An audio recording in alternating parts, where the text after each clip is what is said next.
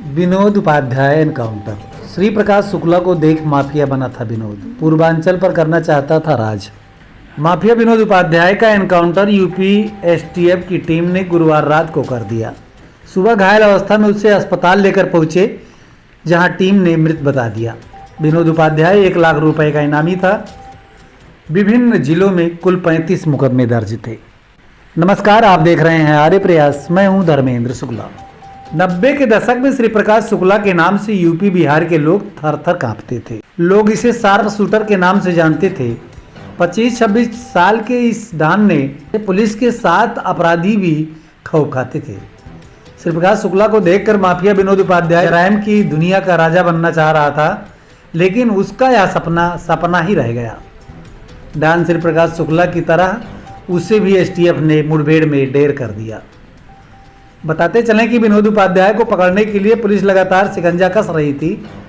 गोरखपुर के अलावा अयोध्या और लखनऊ समेत अन्य शहरों में भी उसकी तलाश में छापेमारी चल रही थी। अंत में एसटीएफ को सुल्तानपुर में सफलता मिली।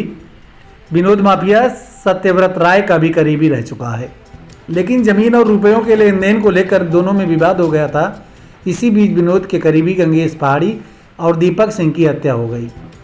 इस हत्याकांड में सत्यव्रत और सुजीत चौरसिया समेत कई लोगों को आरोपी बनाया गया था, जिसके बाद सत्यव्रत और सुजीत विनोद को भी मारने के लिए ढूंढने लगे, जबकि विनोद अपने साथियों की हत्या का बदला लेने के लिए सुजीत को ढूंढने लगा। उस समलिश ने विनोद को दबोचा था।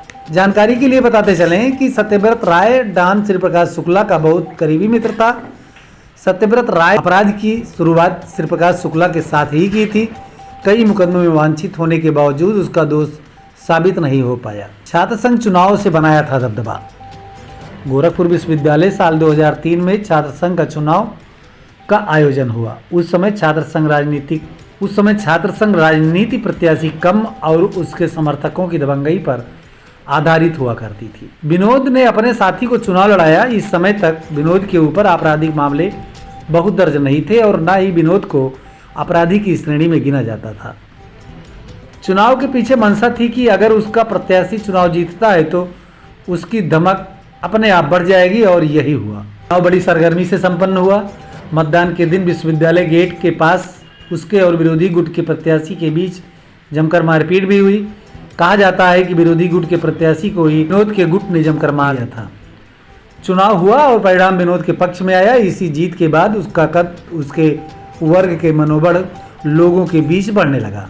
2006 में एक बार फिर छात्र संघ का चुनाव हुआ, लेकिन इस बार इनके पक्ष के प्रत्याशी को लिंगदोह की शर्तों की वजह से मैदान से हटना पड़ा। इसी के साथ 2007 में पीडब्ल्यूडी कांड हो गया। इस घटना में विनोद के साथ छात्र संघ का प्रत्याशी भी आरोपी बना था। गोरखपुर से ब्यूरो रिपोर्ट।